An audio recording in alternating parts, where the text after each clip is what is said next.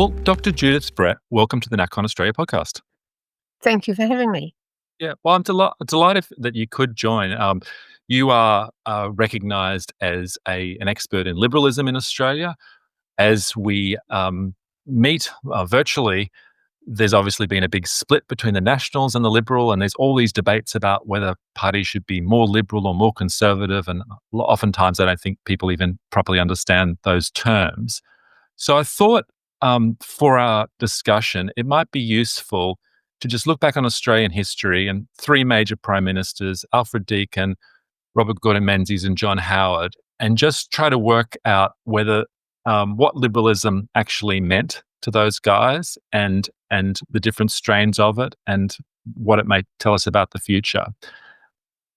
To kick things off, let's start with Alfred Deakin. Who was he? And in what sense, in your opinion, was he a liberal? Okay, so Alfred Deakin enters the Victorian Colonial Parliament around 1880, and he's a member of that until Federation, when he moves over to the first Commonwealth Parliament. And in that first decade of the new Commonwealth, he's Prime Minister 3 times. So he's a very, significant figure both in Victorian politics and in the new Federation, and he was very committed to the new Federation. Now, in what sense was he a liberal? In what sense was he a liberal? Okay. Now, when he first enters politics, there's no Labor Party, right? The division in Victorian politics is between Liberals and Conservatives. But what would be meant by Conservatives was people who were sceptical about a big role for government in the building of the new colony. Many ways, most colonial politicians were liberal in the sense that they didn't believe in an established church in comparison, say, with, the Tory party in England. They saw the new colony as a place where individuals could make new lives for themselves. They believed in the market. They believed in private property, and they believed in democratic institutions. The colonies, particularly New South Wales, Victoria and South Australia, got manhood suffrage very early. So they're liberal Democrats or democratic liberals, if you like. The terms get juggled around a bit. I think you've said that at that time, at least, all Australians were liberals, and that term was applied to a lot of different parties. People wanted to describe themselves in those terms, at least initially. I'm just trying to work out, because back in the UK, right, you had Disraeli, the Conservatives, and you had Gladstone, the Liberals, fighting each other. And in Australia, were there no fans of Disraeli? I don't know. But look, the thing is, in England, you've got a landed gentry, you've got an aristocracy, you've got, this sort of society built very much on status differences and differences of access to land. Now, there had been some people in early colony of New South Wales who wanted to try to recreate something of that landed aristocracy, the so-called, Bunyip aristocracy, but it didn't get very far. So the big difference in liberalism in the colonies is around free trade. The New South Wales Liberals, free trade was a core belief of British Liberals. That is, against the Corn Laws, where the government was it was interfering in the price in markets and Cobden and Bright.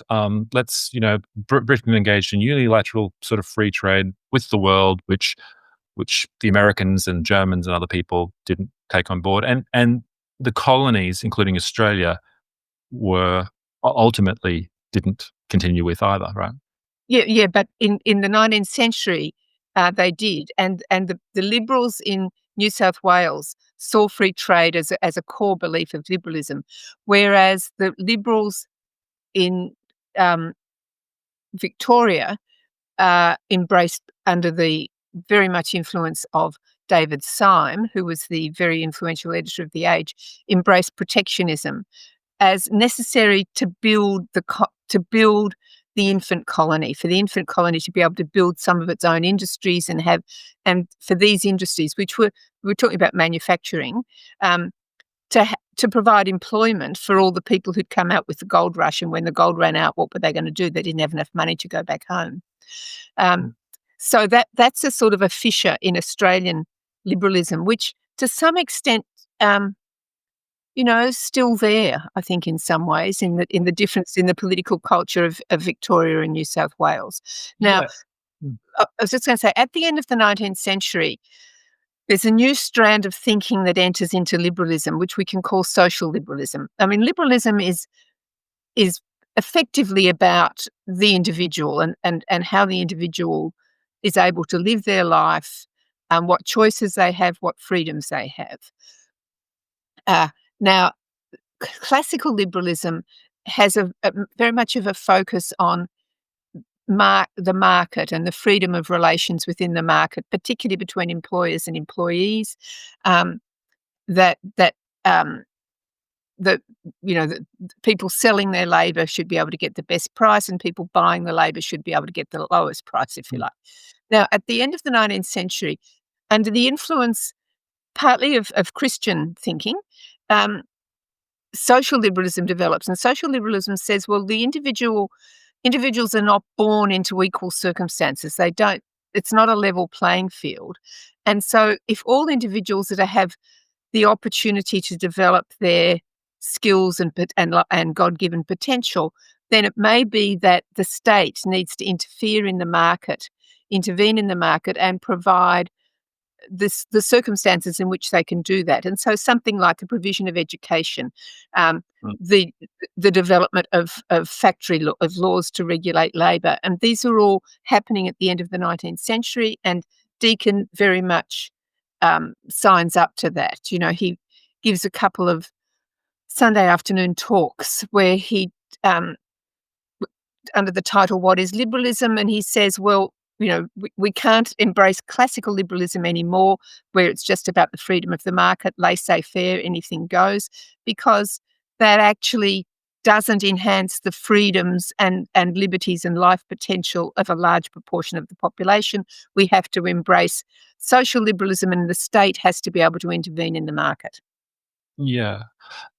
I mean, across the Anglosphere, in the New World colonies and republics at the time, like Canada, United States, there was, none of them used liberalism as something they wanted to. Sorry, none of them used, apart from the conservatives in Canada, but they all came to similar conclusions to Deakin. I mean, Abraham Lincoln was in favor of tariffs.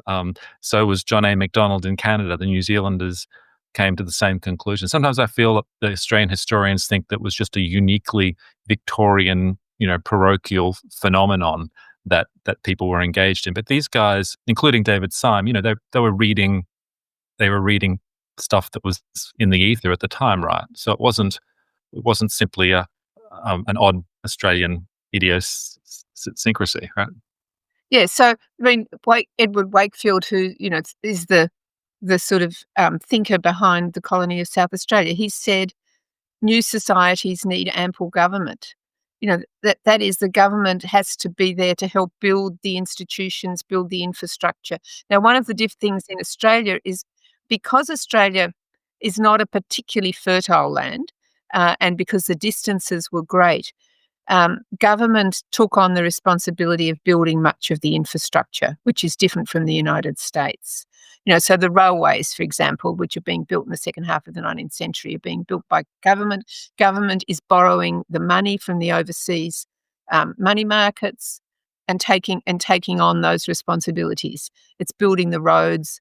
And so settlement in a lot of areas couldn't happen unless government did it. It wasn't like the United States, where bunches of settlers could go out beyond where they were meant to be and thrive. The sort, the land, and we needed irrigation systems, for example. And again, government invested in those irrigation systems. I mean, it seems to me that kind of everyone was using the term liberalism at Federation, but it included such a wide spectrum of views. You could be a liberal and be in favour of free trade. You could be a liberal in favour against free trade. You could be a liberal like a Bruce Smith, with much more kind of libertarianish, which would like recognise today. You could be a liberal in favour of these big government plans. The term just sort of almost, it's like, and it's about individual, so the difference in people's minds is between societies where there are ascribed status positions, where if you're an aristocrat, you're an aristocrat, and so you're different. You're a blue blood, you're different from other people. So in that sense, it's the basic set of ideas that underpin the political culture of the New World colonies. Yeah, but couldn't you also differences in that? And so the term conservative becomes a pejorative term very much in the 19th century political debates. Like they were associated with powerful upper houses, which would block the legislation that was coming from the democratically elected lower houses. And so in that way, they seem to be reproducing something of the old world differences between people of property and people without property, because the franchise for the upper houses had property qualifications where there were no property qualifications for the franchise for the assemblies. So people are in a sense mapping what they think they've got away from, and so conservatives seem to be wanting rights for property, I think, and that was seen as in the upper house. So the upper houses were blocking land reform laws, where the breaking up of the squatters' runs into smaller parcels so that more people could have access to land. I appreciate the term conservative wasn't popular in Australia.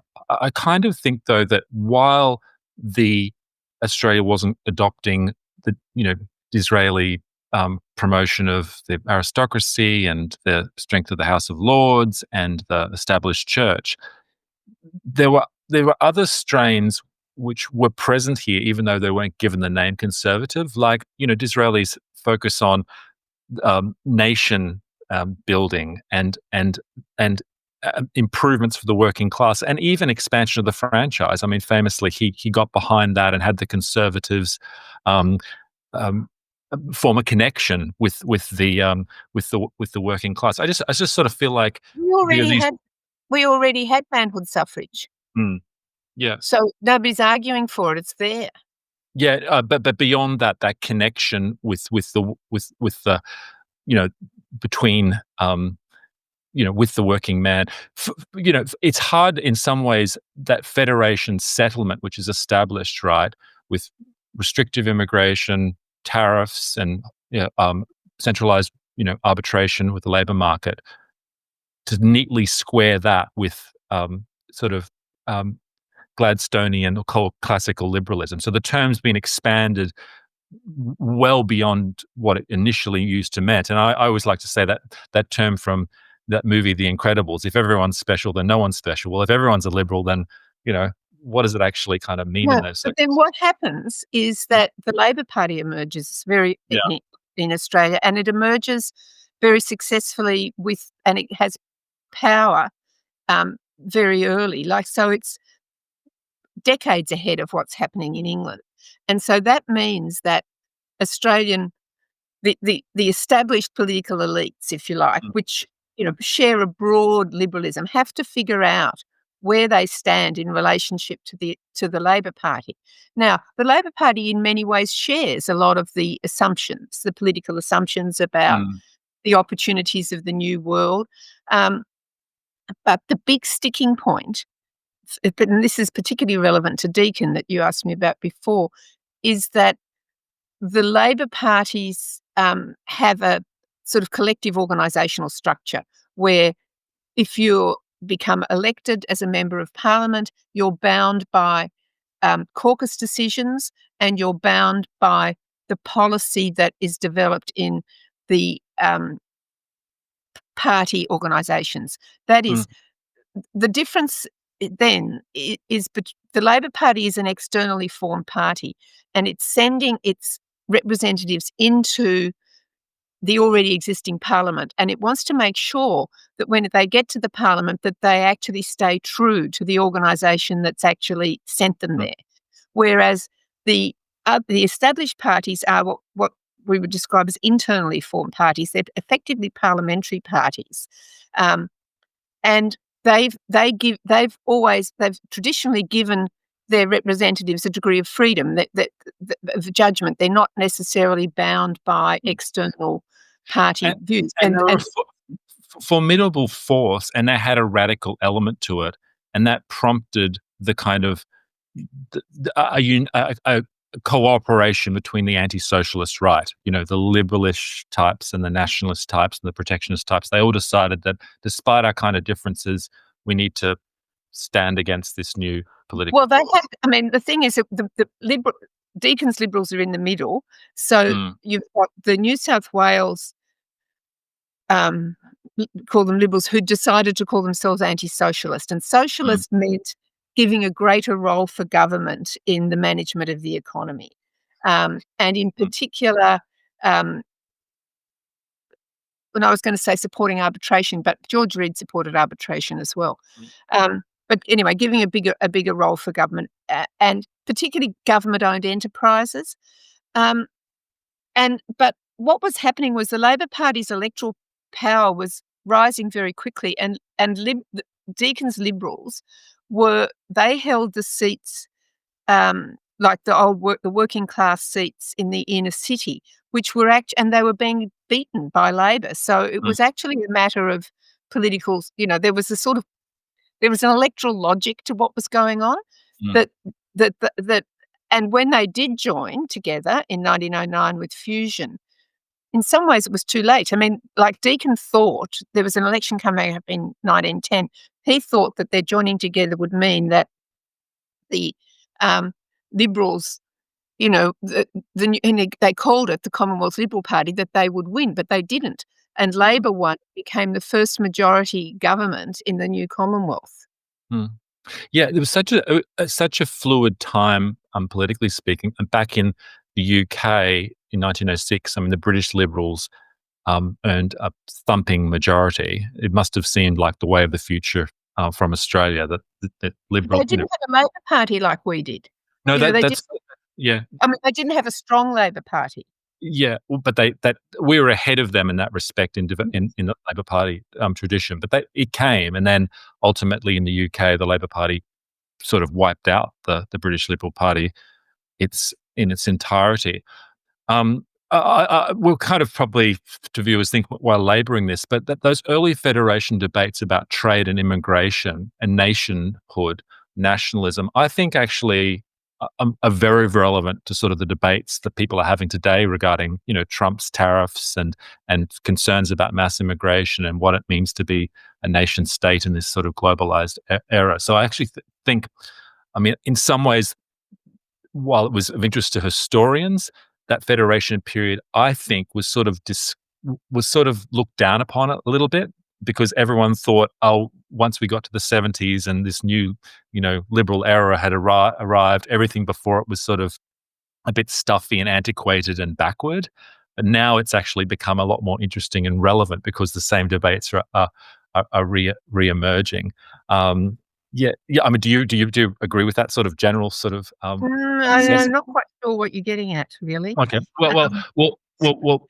It was thought in the 80s, but between the both major parties, that free trade was simply um, obvious, right? Both parties had signed up to this, whereas now, since the Trump's election in 2016, and again later on, debates about what trade means for a nation state are much more kind of relevant and being re-examined.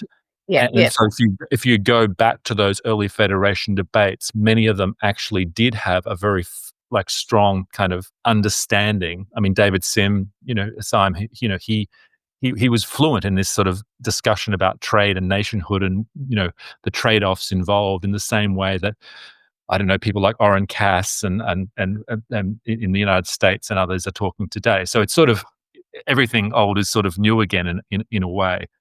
yeah. Well, yeah. So the argument about some sort of national self-sufficiency.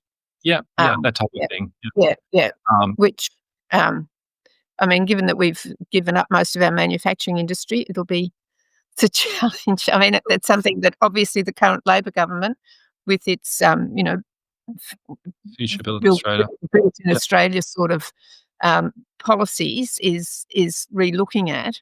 Mm. Um, but it's a more, it's a globalized world, which, They're I not mean, and changing. it was a global, I mean, Australia in 1900 was in a globalized world, but in the British Empire, and a lot of that was about Australia. There was arguments that, Britain was just using us as somewhere to sell its goods, and, were we just going to be um, a, a farm? Mm. And in a way, like as Keating said, we're a farm and a quarry, and and we still are. So that's got some things to do with. I mean, although that's actually not totally true, because we also now export Yeah, services.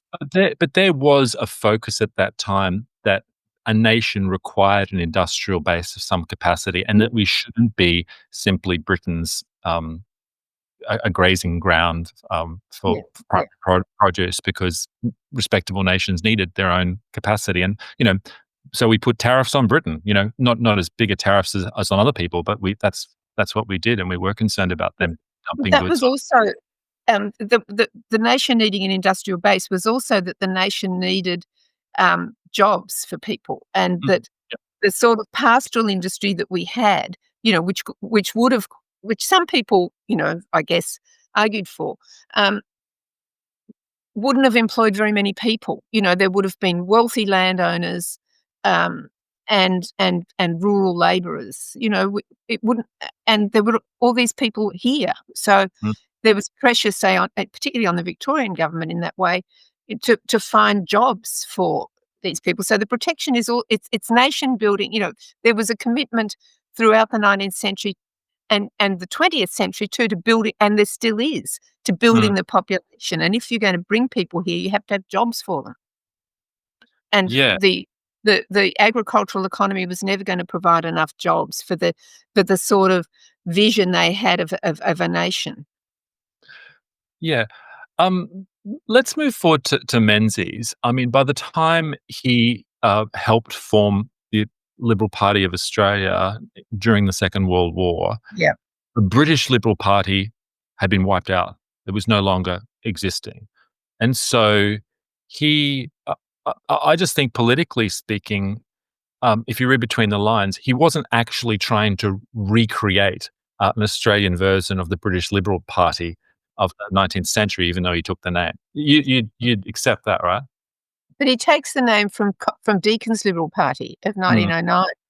Yeah, not the Oh, British Liberal, yeah. because I sometimes think amongst the liberal right intelligentsia in Australia, that I call them, that they think they use the term liberal in the Australian Liberal Party, and they think they take that to mean classical liberals of the 19th century, and that they are the values that the Liberal Party is meant to embody, or at least work towards. Yes, but I don't think Menzies thought that, though. No, I don't think Uh, so either. so, I mean, look, basically, liberalism provides almost the whole vocabulary, Mm, or a very shared vocabulary across all of the parties. mm, And the debate, as I see it, is what is the balance between state provision and private provision, between public and private, um, the state and the market. And the Labor tilts towards giving more power to the state. The Liberals tilt towards giving less power to the state and more to the market. But both of them believe in a mixed economy. mhm. Um, it's what the nature of that makes. They all believe in private property. They all believe in sort of individual, a non-status society, that people should have the opportunities to move around, up and down. So it's that balance. Okay, now, in different historical times, if you think of a sort of spectrum, the political culture moves up and down there. Now, and if they stay separated, but they move along in terms of, if we have government control up this end and total freedom up that end, total market capitalism at the other end with no state intervention. Now, when Menzies forms the Liberal Party during the war, it's during the war, right? Now, the government is very powerful at this time. All sorts of, there's Labor. People are being told where they have to go. There's rationing. There's a whole lot of ways in which government is intervening in the market and in private lives. Menzies is forming the party in those times. So people are at that time are reasonably trusting about government.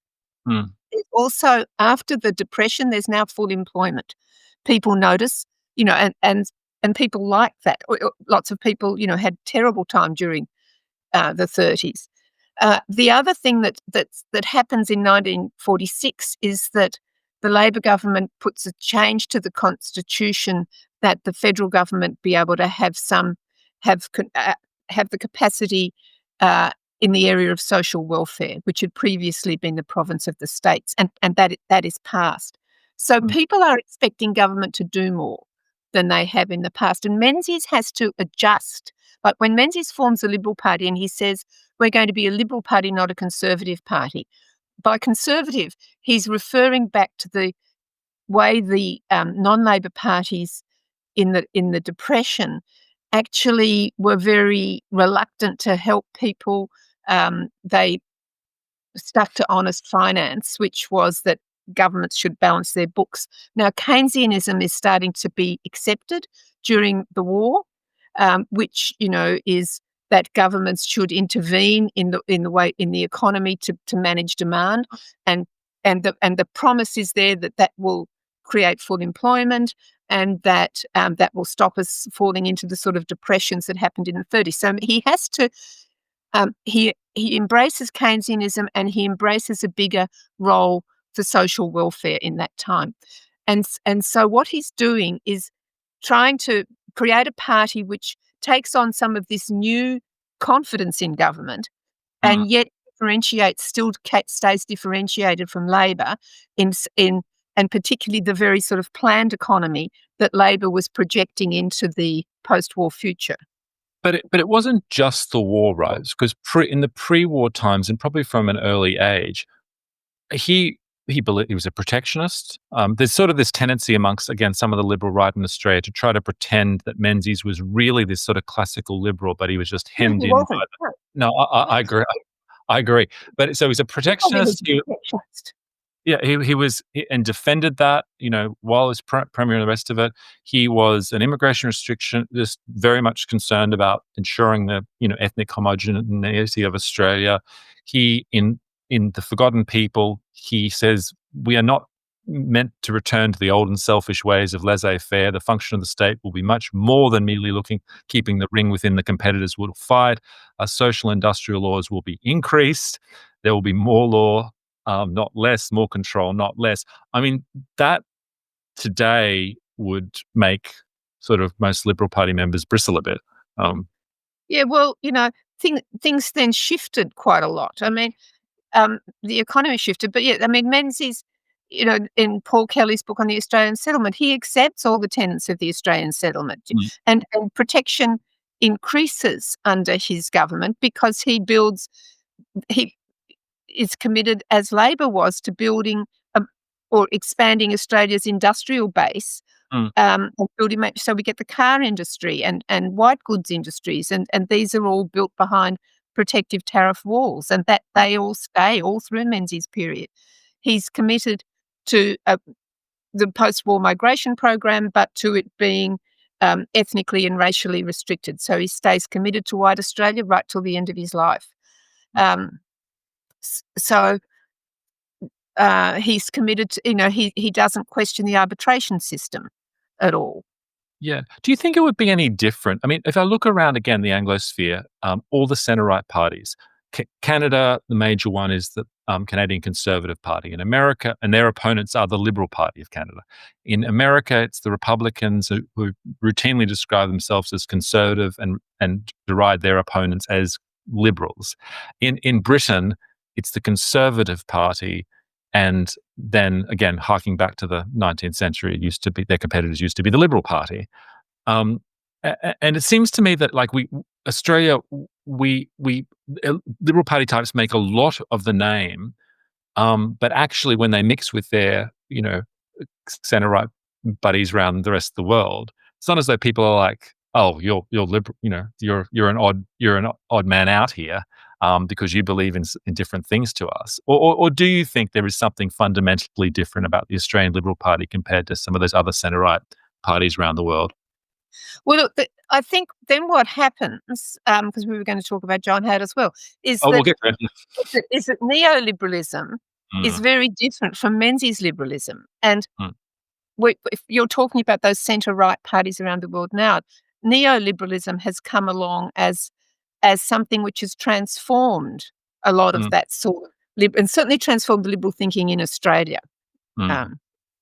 So, Yeah. that's the context in which the contemporary context. Yeah, I think all those centre-right parties have changed significantly since when they were actually founded. The Canadians Conservative Party had a sort of national policy which is very similar to our Australian settlement. The Abraham Lincoln was, favour of tariffs and protecting the working man, and that type of there was a similar type of ethos there. The New Zealand National Party, I don't think they've gone through their changes. They used to be much more protectionist, now free market. So let's come to John Howard, because I think there is a significant change. He was the first person to I believe, I haven't double-checked this, I think George Brander says this so many times you sort of have to believe it, but the first Liberal leader to describe himself as conservative. But actually, wouldn't it have been more accurate to describe him as actually much more of a true Gladstonian or classical liberal than either Menzies or Deakin? Well, I mean, I think we have to sort of put him too into his historical context. And what happens is during the 1980s, where from 83 through to 96, you've got a reforming Labor government. Much of what we were talking about, the Australian settlement, is being dismantled. Labor dismantles the tariffs. Labor deregulates the financial economy. It floats the dollar. All of these things are shifting the balance between markets and state. So the government is retreating from a lot of the sort of role in regulating the economy that it had really for the previous sort of 75, 80 years. Now, Howard agreed with all that. So this is economic liberalism, if you like. Now, what Howard then does is he's also, in terms of other issues like traditional settler nationalism, the traditional family, a cultural conservatism. So he marries an economic liberalism with a cultural conservatism. But didn't Gladstone in a way do that too? I mean, he had he famously used to go to the East End and lecture prostitutes about the evil ways. There was a certain moral component to his philosophy as well. So it's not as though conservatism was simply social conservatism. It was Gladstone and like Howard sort of embodied that sort of. Yeah, I don't quite understand what you're trying to why you're wanting to pin Gladstone to Howard. Oh, I'm just trying to get to the point that the Liberal Party that John Howard joined um, believed in things that were actually very different in the end to what he began to espouse in terms of trade, immigration, and other issues. And I feel like even the social conservative element of John Howard or Tony Abbott, there was in a way they were almost more forthright than a Menzies was on those issues. There was much more sort of less culture wars at Menzies' time than Yeah, there were. yes. But that's because the society was different. I mean, the issues around the so-called culture wars, a lot of them are a consequence of the quite big social changes that happened in the 1960s and 1970s, Mm, particularly around the role of women. That, mm, in Menzies' day, when he um, is championing the values of the home, um, women are not in the workforce. Isn't supporting women being in the workforce either. There's no second wave feminism in that period. So um, there's no homosexuality is illegal. mm, There's censorship. There's state-run censorship, which is not in is it seems to go against what a lot of liberal thinking is in terms of the freedoms of the individual and the limiting of the role of the state.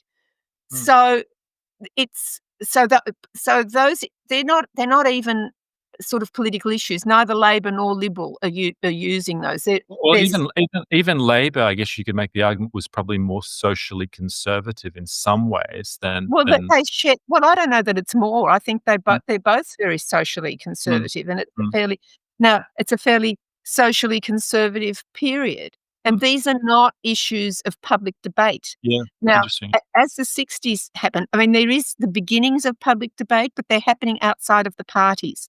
Um, so in the early '60s, for example, you get the formation of civil liberties organisations. Now, these are not being um, sponsored by the Liberal Party. Mm, These are often students, intellectuals, young lawyers who are forming these civil liberties groups, and they're taking up issues like homosexuality, abortion, and censorship. mm, Now, th- the history is that these issues get a degree of momentum through the '70s with the student protest movements and with the more women going into the workforce, and so um, feminism is about um, dismantling a lot of the expectations and restrictions and a lot and regulations that were limiting women's capacity to work. And the mm, Liberal Party is not doing anything to help that. I mean, the Liberal Party, you could argue this is a liberal um, cause. It's about increasing the freedoms of individuals to make mm, their lives. But the um, so but the Liberal Party stays, if you like, on the more conservative side of a lot of those social movements. mm. I think. What do you understand by conservatism in Australia today? What does that mean? Well, I don't know what it means because given that its attitude to the environment, I don't see it as a conservative movement at all. Mm, I mean, it's not. It seems to me what it's conserving is capitalism's capacity to exploit the land. Like a conservative movement would, I think, be a strong environmental movement. I think they're basically the truest conservatives in the Australian political landscape today. yeah, I mean that's an argument people in the UK like David Cameron have made, but beyond just simply the environment, I mean, in other areas, what is an economic conservatism or social conservatism, or even like a Disraelian? Aren't there elements of that, or at least should be elements of that in Australia, which seek to sort of focus on the nation rather than simply turning Australia into a a free trade or open borders kind of utopia? Well, I mean, I think that all the like Labor focuses on the nation. I don't Mm, see that it's particularly I mean, it's a nationalist party. It would argue that its nationalism is more genuinely rooted in people's experience than conservative nationalism. I mean, so I don't see that as being something that's distinctive to people who call themselves conservatives, that they have a Mm, commitment to the nation. mm. Yeah. What's your attitude towards the Australian settlement? Um, Well, I mean, I don't know that I mean, I just see this as something to try to understand historically mm, how how we shift and how see, I think what's happening at the moment is that neoliberalism has run its course, and we've seen it's created a lot of real problems. I mean, and I think I that agree. the contracting out of some of the certainly the social welfare services which were once delivered by government has got real problems, as Mm, we're seeing in the childcare sector and the aged care and the National Disability Insurance Scheme. I mean, I just think, and with prisons, you know, that the sort of like at the moment, you know, the 7:30 reports just had rolling scandals about childcare. We have it with the National Disability Insurance Scheme, the possibilities of fraud. Now, I know there's always problems with rigid bureaucratic delivery of services as well, but mm. I think that this shifting it and all this public money that's being flushed through the public sector to deliver these services, maybe. So I do think that that we're in a difficult position, and I don't know that either party has particularly got any solutions to this because, you know, it's going to require quite a bit of unpicking. But I don't think it's got much popular support. Yeah. Um, I mean, there was I think throughout the Australian settlement, a focus on building up a middle class, not simply trying to create a society which accorded, you know, with uh, liberal axioms alone, right? The focus was on building the nation, building the middle class, and it did so on the basis on both parties, in the with a certain enlightened nationalism. But I'm not sure. Well, what do you understand by the term nationalism? It's kind of become a bit of a dirty word in some ways because people associate it with the kind of Sieg Heil variety. But it used to be much more of there used to be much more of a healthy kind of nationalism in Australia. I think.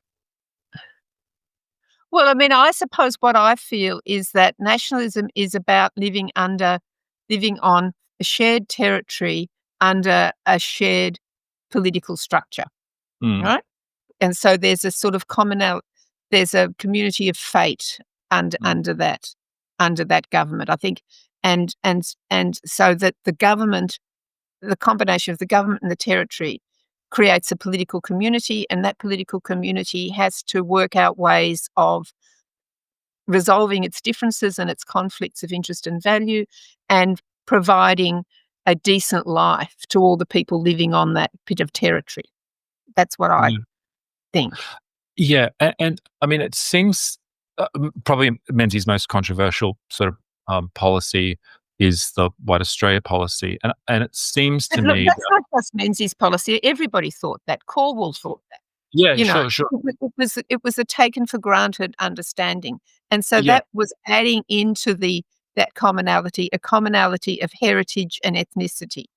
yeah, that's right. I mean, And they that's not the only country in the world that had that, you know? oh no, I know, I know that they did see, and I think this is poorly understood amongst sort of people who liberals today. They did see that the nation at some level, and you can argue about what level, required a certain ethnic homogeneity, right? Yes, And so did it everybody. couldn't, it couldn't simply be open up the borders in 1900 and allow.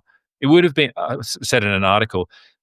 Doing that would have been as crazy as the Italians once they established a nation state in Italy, saying, "Look, the whole of North Africa can come and live here." That it just sort of, you know, it had to be at some level a nation for a particular people.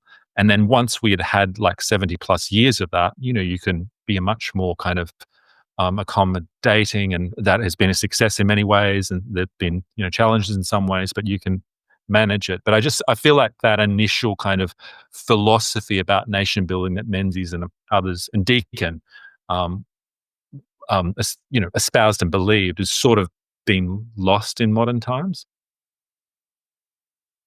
Yeah, I'm not sure about that. Um, I mean, it's probably true that the left has. Yeah, no, look, I think it's been because of the nature of the post-war immigration program and the way, certainly in the last 20 years, it's been expanded to, as the four corners of the world. I mean, that's quite a challenge for the Mm, people who are here to think about what does that mean, that what is it that we share. And so we're seeing that questions around social cohesion have become more crucial. Now, on this, one thing I would say that I think has been extremely destructive for the building of our social cohesion has been the schools policy that was championed by Howard and David Kemp, which was to really make it much easier and more financially viable for religious groups to set up their own schools and for separate ethnic groups to set up their own schools. I noticed on the weekend when there was questions about, what does the Liberal Party stand for? What are Liberal Party values? And Howard said, "Oh, well, one of the things we stand for is choice with schools," and they really did open up that.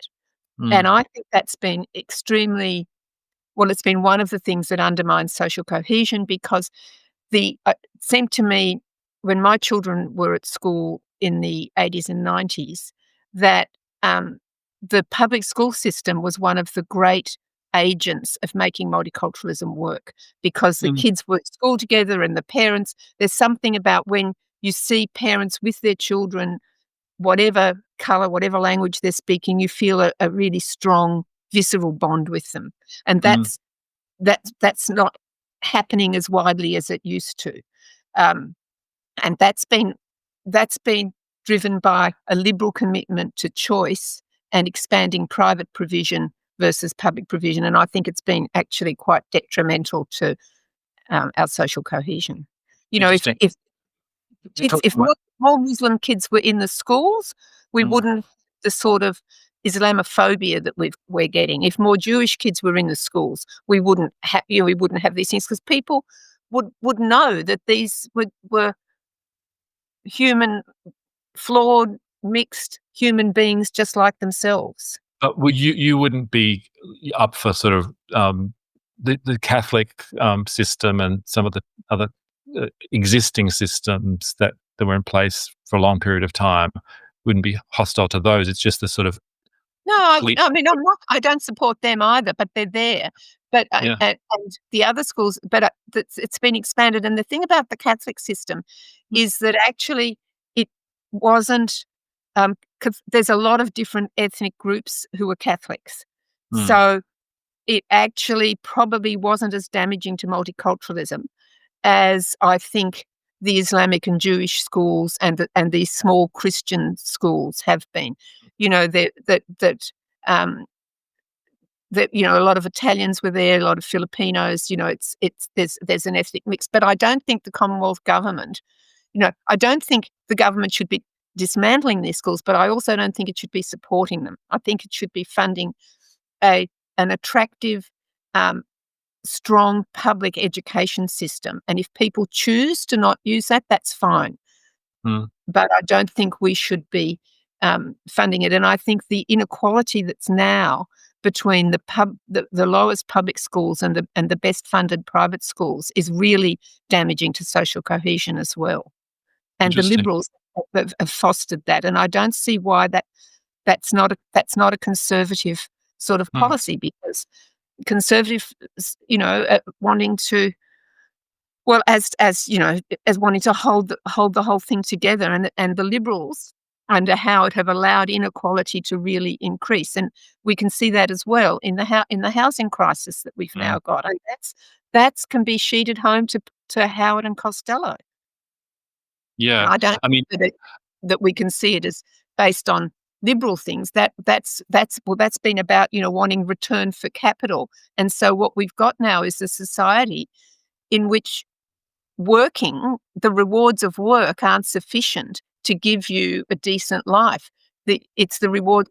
They've shifted the balance between the rewards of labour and the rewards of capital too much towards capital, and that's been, I think, something maybe a conservative wouldn't have done.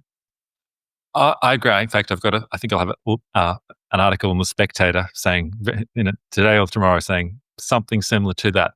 Okay. We don't want this sort of. Disraeli was very much about a one nation conservatism, right? Not two nations that were talking to each other. And he was critical of liberalism because he said that it was the arguments of the sort of rich and the powerful, which was very convenient for them to make. Now, you can obviously have a big discussion about whether that's true or not, but that was. I'm going to have to plug my battery in. Hang on. Okay.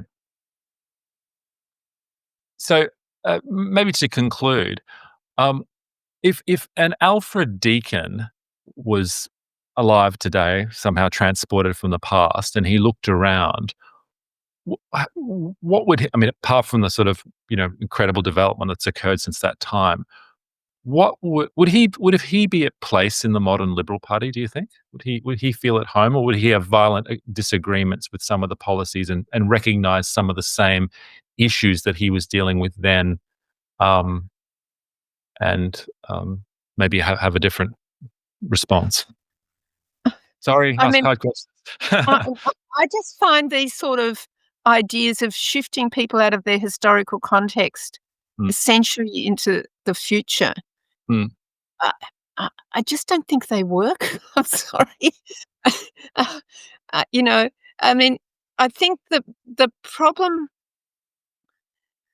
with the contemporary Liberal Party, I think, is that it's been responsible, in my view, for much of the increasing inequality that we've seen. And we've just had 9 years of Liberal governments, which were pretty ineffectual in many ways, and so I think that's their problem. And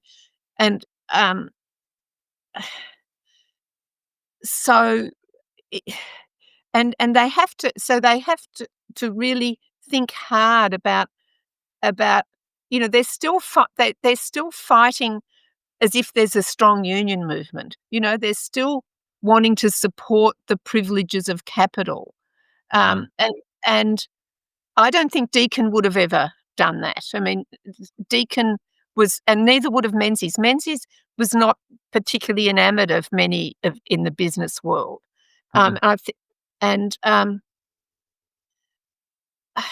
Menzies and Deakin were also, I think, much better read, with a much better grasp of history than anybody we can see in the contemporary Liberal Party. Like when Angus Taylor kept saying during the last election campaign, this has been the biggest collapse in living standards in Australian history, I thought, really? What about the Depression? What about the 1890s? Does this guy know so little about Australian history that he can stand up and say that? I saw him say it 2 or 3 times. Menzies wouldn't have said that. But Menzies knew his history, so did Deakin. They were well-read, intelligent. Not to say that these people aren't intelligent, but they don't strike me as having a nuanced enough and detailed enough understanding of our history and of the history of their own party. Yeah, sorry to these counterfactuals not counterfactuals where these scenarios where you pull someone from history, I know have their limitations, but at the same time there are sort of constant political threads. People love to sort of quote Edmund Burke, and then they turn around and say, Menzies believed in different things because he was a product of his time. Well, hang on, you're quoting a guy from the 1800s and now turning around and saying that the guy in the 1950s is somehow out of date. So it doesn't quite work. But it seems to me, at least on trade, right, both Alfred Deakin and Menzies would have been a little bit more skeptical of this idea that free trade. I think Senator James McGrath said, it's a foundational value of the Liberal Party. Well, mean, Well, it's not. That's the sort of example I mean. Like, how yeah. can you say that when two of the leading Menzies was not a free trader. Menzies built the car industry behind tariff wars. Yeah. So the fact that these leading people can say these things seems to me is a symptom of what's a real problem for the Liberal Party, which it doesn't actually understand its own history. Yeah.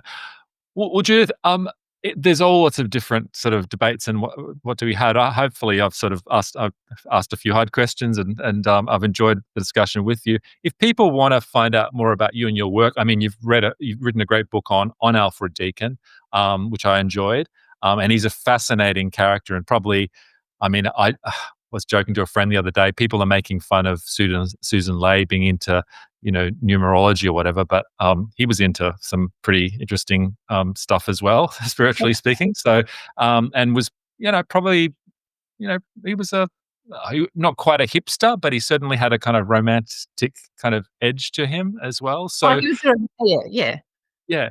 So well worth reading that book. And if people want to find out more about the other work that you do, how can they Well, do it? I wrote a book called Australian Liberals and the Moral Middle Class, Mm. from Alfred Deakin to John Howard, and it actually is a social history of liberalism, and of the Liberal Party and its predecessors, which tries to link that to the social experience of the Australian middle class. Mm. And the shifts in that middle class and the way the party shifted. So it's still in print, although when I looked it up the other day, it actually seems to have. It was published by Cambridge University Press, and I published it early I'm this sure, century. people can find it on Amazon and stuff if they wanted to, Yeah, right? yeah, and it's actually it's a very good book, I should say, in that it's got a um, a detailed understanding and analysis both of the leaders and of their philosophies, but also the way in which middle class experience changes and the way in which Australia's understanding of class changes. Because when you were talking before about the middle class, I mean, it's a slippery term. And Mm. in Menzies' day, it had a much more precise meaning than it has now. It was linked to home ownership, it was linked to education, it was linked to being paid by check rather than being given a pay packet with money in it. Yeah. There was a sort of it was linked to, there was a cultural meaning, and working class people, people lived in fairly different worlds. Now, particularly after with growing affluence and the spread of home ownership, everybody started to feel they were middle class, and the term working class, a lot fewer people would describe themselves as working class. So it actually addresses the way the party shifts with social experience. I have not read that one, but we'll dive into it after this at some stage. I have a big book list. But lovely to chat. Enjoyed the discussion, and look forward to catching up sometime in the future. Thank you for having me. Thanks for it. See ya. Bye.